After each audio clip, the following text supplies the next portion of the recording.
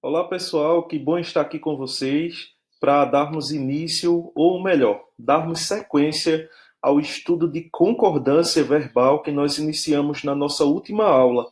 Tá? Então, vocês puderam visualizar algumas regrinhas que foram passadas para que vocês iniciassem o estudo a respeito da concordância verbal, que é um assunto muito importante que vai permear a vida de vocês até o vestibular, até o Enem. Tá certo? Então é muito importante você entender e aprender e praticar também essas regras de concordância verbal. Tá? Então a gente, de certa forma, poder aprender a regra geral da concordância verbal, que a gente pode ter a seguinte noção: o núcleo do predicado verbal vai concordar. Quando fala em núcleo de predicado, é justamente o verbo, certo? Que está dentro do predicado, concorda em número e em pessoa com o núcleo do sujeito que está sendo apresentado dentro da frase.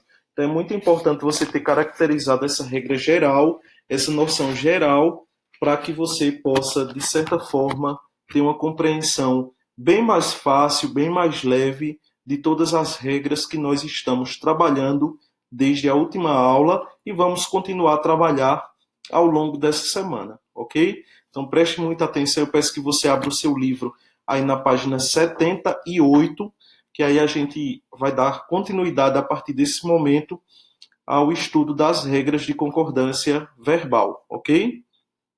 Olhe para a parte inferior, é o último tópico que você tem aí da página 78, e aí você vai ver a regrinha agora dos pronomes relativos que e quem, tá certo?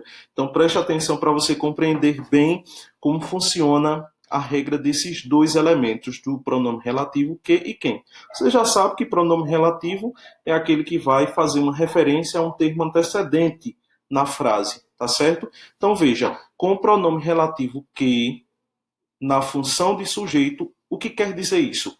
É quando o pronome relativo que estiver fazendo referência ao sujeito da frase, tá bom? Eu vou mostrar a vocês aqui nos exemplos. Quando isso acontecer, o verbo ele concorda com o termo antecedente desse pronome, tá? Então eu queria que você passasse o seu marca-texto aqui, olha. Pronome relativo que na função de sujeito, o verbo concorda com o termo antecedente desse pronome, tá certo? Ok?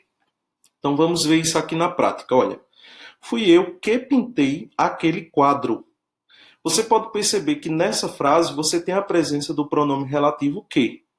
Veja que ele está fazendo uma referência, logicamente, ao termo antecedente, eu, tá bom? O eu aqui desempenha a função de sujeito da frase. Então, automaticamente, se o pronome se refere ao sujeito, ele também tem função de sujeito, tá bom? Você precisa deixar isso bem claro na sua cabeça. Então, quando isso acontecer, quando o pronome relativo fizer referência ao sujeito, tiver a função de sujeito, então o verbo, veja, pintei aqui nesse caso, ele deve concordar com o termo antecedente. Veja, se o eu está na primeira pessoa do singular, tá bom? Então automaticamente o verbo precisa também estar na primeira pessoa do singular, tá certo? Olha, eu pintei, tá certo? Veja que se você fizer a conjugação desse verbo em outra pessoa, não vai ficar de acordo. Ou seja, não estaremos estabelecendo a concordância verbal. Então, eu pintei. Então, o correto é fui eu que pintei aquele quadro. Ok? Tudo certinho até o momento? Vamos para mais um exemplo. Vamos ver um caso agora de um pronome relativo com a função de sujeito, só que esse sujeito agora está no plural. Então, logicamente, ele vai ter que fazer a concordância do mesmo jeito. Vejam. Foram eles que me ajudaram. Veja que aqui você tem novamente a presença do pronome relativo que, tá certo? E aqui ele faz uma referência, logicamente, a eles que desempenham a função do sujeito da frase. Então, automaticamente, esse pronome relativo também desempenha a função de sujeito, tá? Aí você vai observar um detalhe diferente do que a gente conseguiu observar no primeiro exemplo. Aqui nós temos um sujeito que está na sua formação do plural. Olha, foram eles que me, logicamente, ajudaram, tá certo? O verbo precisa também ir para o plural. Aqui saiu uma classificação errada no seu livro. Você pode eliminar isso aqui, tá certo? E você pode colocar aqui eles, terceira pessoa do plural, e ajudaram, verbo na terceira pessoa do plural. Aqui saiu primeira do singular. Acredito que eles copiaram aqui do exemplo anterior, tá certo? Aí você pode perceber o seguinte, que quando você tem, entendam bem a regra, tá? Quando você tem o pronome relativo que na frase, ele, logicamente, vai fazer referência ao sujeito, vai desempenhar a função de sujeito, e aí o verbo da frase deve concordar com esse termo antecedente. O termo antecedente ao pronome relativo. Olha, eu pintei, eles ajudaram. Ok? Tudo tranquilo até o momento? Vamos para mais uma regrinha agora. Continuando na página seguinte, nós vamos ver agora uma regrinha para o pronome quem, certo? O pronome relativo quem. Então, veja, ele vai desempenhar a mesma funcionalidade que o pronome relativo que, como nós vimos no caso anterior, só que aí nós vamos ter uma opção a mais para realizarmos a concordância, tá certo? Então, preste bastante atenção para você entender bem. Passa o seu marca-texto aqui, olha. Pronome relativo quem, o verbo concorda com o termo antecedente a esse pronome, essa é a primeira opção, tá certo?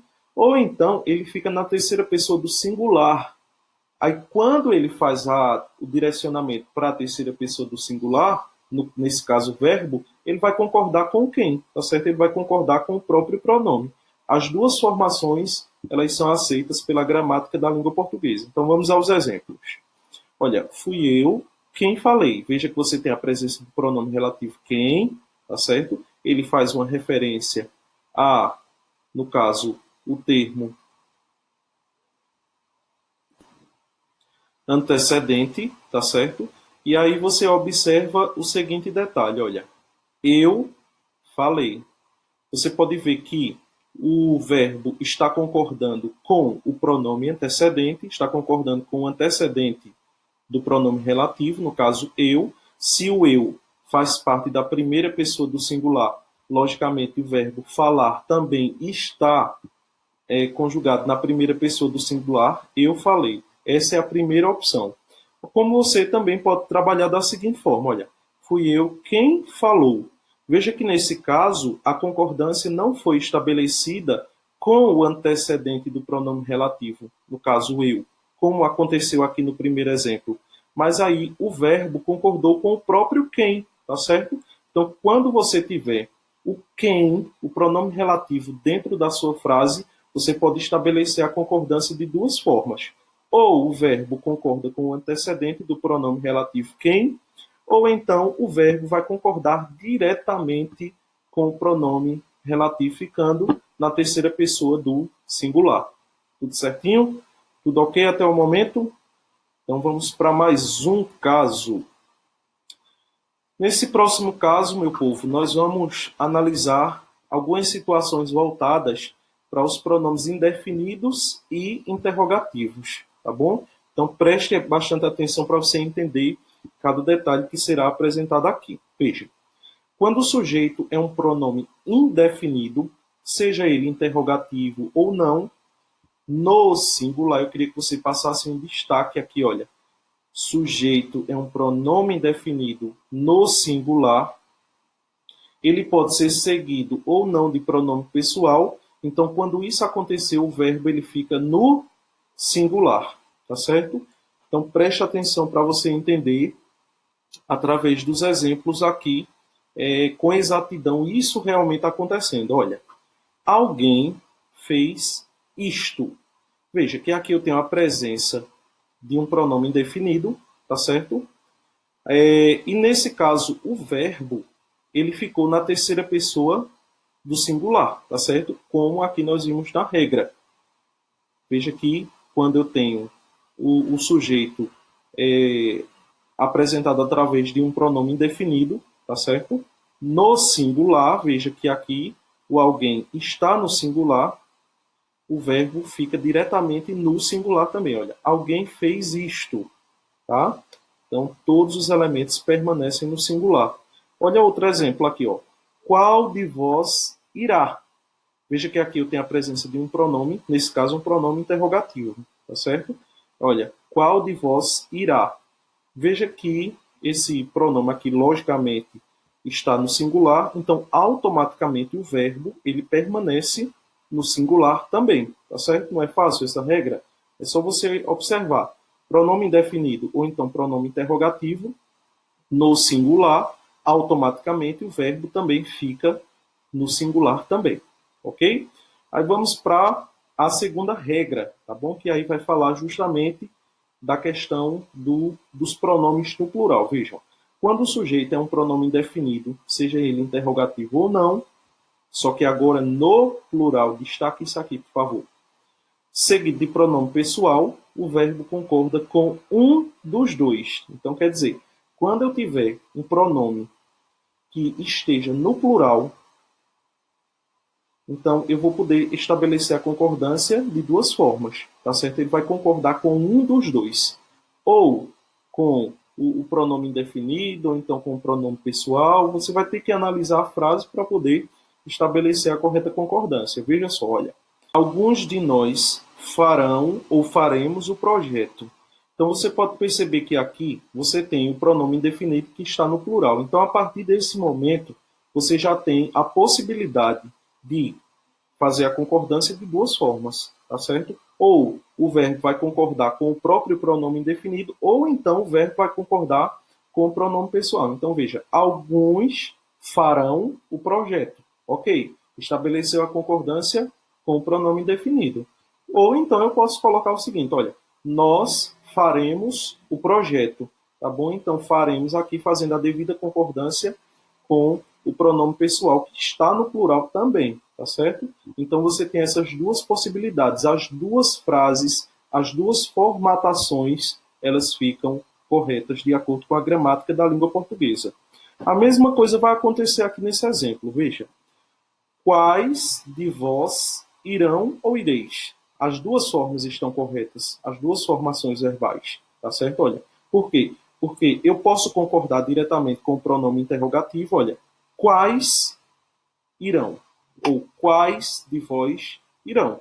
Tá certo? O irão concordou diretamente com o pronome interrogativo. Como também eu poderia dizer, quais de vós ireis? Esse ireis aqui fez a devida concordância com o pronome pessoal que está na segunda pessoa do plural, vós. Tá certo? Então, também fica na segunda pessoa do plural. Então, os dois estilos aqui estão corretos. Então, não esqueça, quando o pronome indefinido ou interrogativo estiver no singular, então o verbo deve fazer a concordância com exatidão com o pronome indefinido ou interrogativo, como aconteceu aqui. Agora, quando você tiver um pronome indefinido ou interrogativo que esteja no plural, então você pode estabelecer a concordância de duas formas. Ou concorda com o próprio pronome, certo? Indefinido ou interrogativo, ou então ele vai fazer a concordância com o outro pronome que está presente dentro da estrutura. Tudo bem? Vamos para mais uma regrinha. Aqui nós temos algo bem interessante e super fácil para que vocês compreendam, tá certo? Nós temos a regra de concordância verbal, agora voltada para o sujeito oracional. O que quer dizer isso, Aramis? Veja, quando você consegue perceber que o sujeito ele é organizado, ele é apresentado através de uma oração. E aí você sabe, para que seja considerado uma oração, é necessário, logicamente, ter um verbo. Então é muito fácil, é só você fazer a pergunta ao próprio verbo e a sua resposta vai ser justamente a funcionalidade que vai ser apresentada de sujeito, tá certo? Então veja só como é fácil. Quando o sujeito é uma oração, o verbo da oração principal fica no singular, tá certo? Então veja, seria necessário que praticassem mais. Aí você pode ver que aqui o sujeito não é apresentado de uma forma tão simples como você pode encontrar em outros tipos de frases, tá certo? O sujeito aqui, ele é representado por uma oração. Seria necessário isto, ou então, isto seria necessário, certo? É só você fazer a pergunta ao verbo principal. Olha, o que seria necessário? Seria necessário que praticassem mais. Então, que praticassem mais é justamente o sujeito aqui, que nós chamamos de sujeito oracional. Então, é super fácil de você descobrir. Você faz a pergunta ao verbo principal e a resposta é justamente o sujeito oracional. Então, nesse caso, quando acontecer isso, o que é que você deve fazer? O verbo aqui principal, que no caso é o seria, ele deve ficar no singular. Não esqueça dessa regra. Quando você tiver um sujeito oracional, o verbo da oração principal ele fica no singular, tá bom? A mesma coisa acontece aqui, olha. Convém fazerem as tarefas. O que é que convém? Isto convém. O que é o isto? Fazerem as tarefas, tá certo? Então, o convém, que é o verbo principal, o primeiro que está aparecendo aqui na estrutura, ele fica no singular, tá certo? Não é fácil? Basta você analisar com calma, com muita atenção, a regrinha que aí você consegue descobrir dentro da estrutura a classificação, tá bom? Aqui nós temos 3 verbos, tá? Eu preciso que você preste muita atenção para você conseguir identificar as relações, tá certo? Então veja, aqui a gente vai trabalhar nessa regra com os verbos dar, bater e soar, tá bom? Então veja, quando você tiver esses verbos, o dar, o bater e o soar, quando relacionados ao quê? A horas. Eu queria que você destacasse isso aqui. A horas. Eles vão concordar com o sujeito quando no caso os sujeitos eles estiverem expressos, tá bom? Na sua estrutura. Então preste atenção nisso. Quando eu tiver o verbo dar, o verbo bater, o verbo soar, estiver diretamente fazendo uma relação à hora, então o que é que vai acontecer? Eu diretamente vou fazer a concordância com o sujeito. E aí, logicamente, para que eu faça essa concordância, o sujeito ele precisa vir expresso, ou seja, vir apresentado, tá bom?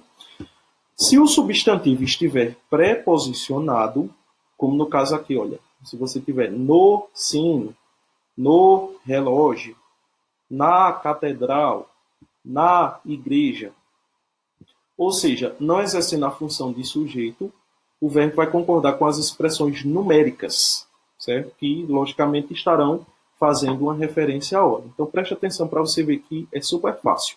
Olha, o relógio deu 2 horas. Veja, o relógio é o sujeito da frase. Veja que aqui o sujeito ele veio apresentado, ele está expresso, tá? Então, nesse caso, se o sujeito estiver expresso, o verbo deve concordar com ele. Veja que, nesse caso, o verbo dar, ele está fazendo uma relação à hora, tá bom? Como a gente viu aqui na regra geral. E aí, nós podemos observar que nós temos um sujeito apresentado na frase, então o verbo concorda com o sujeito, tá bom? O relógio, sujeito que está no singular, verbo deu, tá bom? Que está também no singular. Tudo tranquilo até agora?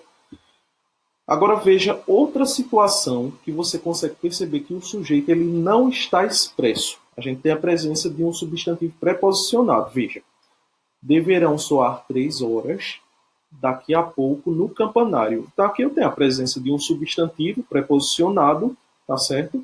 E aqui nesse caso ele não desempenha a função de sujeito, como a gente viu nesse caso anterior, tá bom? Aqui eu tenho apenas um substantivo preposicionado. Então, quando isso acontecer, o verbo ele vai concordar com a ordem numérica apresentada, a expressão numérica apresentada aqui, são 3. Então, eu não digo é 3. Na verdade, são 3. Então, deverão, plural, soar 3 horas. Eu não posso dizer, em hipótese alguma, deverá soar 3 horas. Porque aí o deverá não estará concordando com nada. Tá certo? Então, deverão soar 3 horas. Agora, se eu tivesse 1 hora, como seria? Deverá soar 1 hora daqui a pouco no campanário. Aí sim, ok? Então, você precisa estar atento à expressão numérica que vem sendo apresentada na frase para você estabelecer a concordância corretamente. Na página 77 do seu material, nós vamos ver a última regrinha de hoje, tá certo? Para a gente finalizar esse estudo de hoje. A gente praticar daqui a pouco com alguns exercícios. Então vejam, nós temos aqui as regrinhas do verbo haver e fazer, tá bom? Então eu peço que você destaque aí no seu material o seguinte, olha, o verbo haver, quando indica tempo que passado, tá bom? Haver quando indica tempo passado. Ou então, ele é usado com o sentido de existir, essas duas possibilidades, o tempo passado ou então o sentido de existir, ele vai ser determinado como impessoal. O que quer dizer isso? Ele não vai estar fazendo referência a uma pessoa, a um sujeito, tá certo? Então lembre dessa ideia. Tempo passado, o verbo haver, com indicação de tempo passado ou então no sentido de existir, ele vai ser impessoal. E aí quando esse verbo ele for impessoal, então ele deve ficar na terceira pessoa do singular, tá bom? Preste atenção. Há dias não o vejo. Qual o verbo daqui? Olha o verbo haver, presente.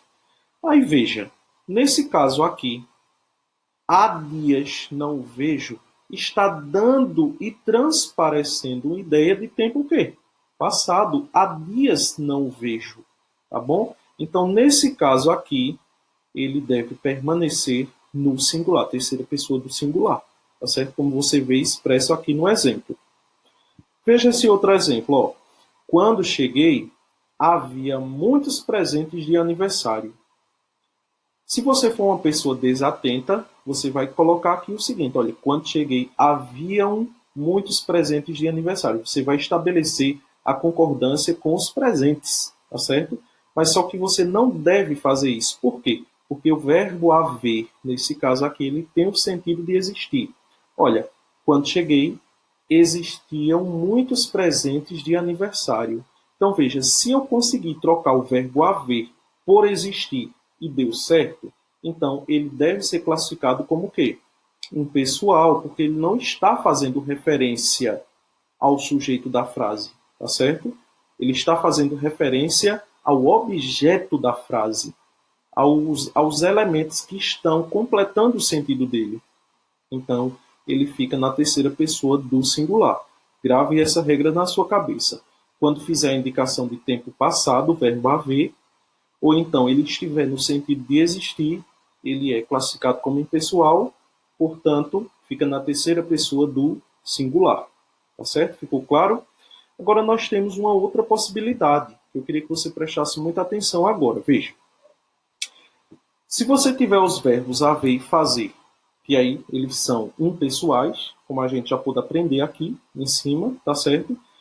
E eles vierem com auxiliares, ou seja, um verbo auxiliar, estabelecendo justamente aquela noção de locução que a gente já sabe muito bem, então eles ficarão no singular, tá certo? Então preste atenção aqui, ó. Deverá haver problemas devido às novas mudanças. Aqui você tem o verbo haver. Mas você pode perceber o seguinte, que esse verbo ele está acompanhado de outro verbo, ou seja, um verbo auxiliar, e aqui formou-se uma locução. Quando você perceber essa ideia de locução, então você não precisa pensar em mais nada. Automaticamente o verbo fica no singular, haver, tá certo? Você não pode fazer a concordância nesse caso com problemas, tá bom? Então preste atenção nesse detalhe. Esse outro exemplo, olha, deve fazer, agora com o verbo fazer, tá? Deve fazer horas que ele chegou. Então aqui você pode ver a presença de uma locução novamente, um verbo auxiliar, mas um verbo principal, tá? Então, se eu tenho a locução, automaticamente o verbo fica no singular também. Então, não tem para onde correr, tá bom? Então, diretamente, essas duas regras aqui, em relação aos verbos haver e fazer, elas ficam no singular. Por quê? Porque nessas situações aqui que eu apresentei para vocês, os verbos eles são impessoais, ou seja, eles não fazem referência especificamente a pessoas, tá bom? Então, permanece no singular, tá bom? Mais uma vez, ressaltando. Eu queria que você agora observasse com muita atenção essa parte especial que você tem aí no seu livro, essa nota em relação ao verbo existir, que nós falamos a respeito dele na regra anterior, tá certo? Porque, veja só, o verbo existir, o verbo acontecer e o verbo ocorrer, eles não são impessoais, eles são pessoais, tá certo? Ou seja, nós vamos perceber que para eles nós vamos ter um sujeito. E se nós temos um sujeito específico para eles, eles devem concordar justamente com esse sujeito que está expresso na oração. Tá bom? Então veja, existem muitas pessoas na sala. Então veja, eu não poderia aqui, em hipótese alguma, dizer existe muitas pessoas na sala, porque senão não haveria concordância. Por quê? Porque o verbo existir é um verbo pessoal, diferente do verbo haver, com o sentido de existir, que é impessoal. Tá certo? Aqui é o contrário. Nós não estamos falando do verbo específico existir. Nós estamos falando do sentido de existir. Por isso que é impessoal. Nós estamos trabalhando com o verbo haver. Tá bom? Já nesse caso, nós temos o verbo existir.